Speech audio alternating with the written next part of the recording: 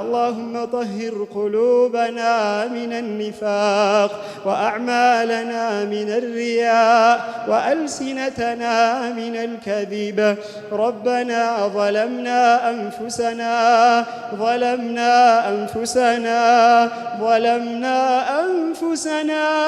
وإن لم تغفر لنا وترحمنا لنكونن من الخاسرين. ربنا آتنا في الدنيا حسنة وفي الآخرة حسنة وقنا عذاب النار.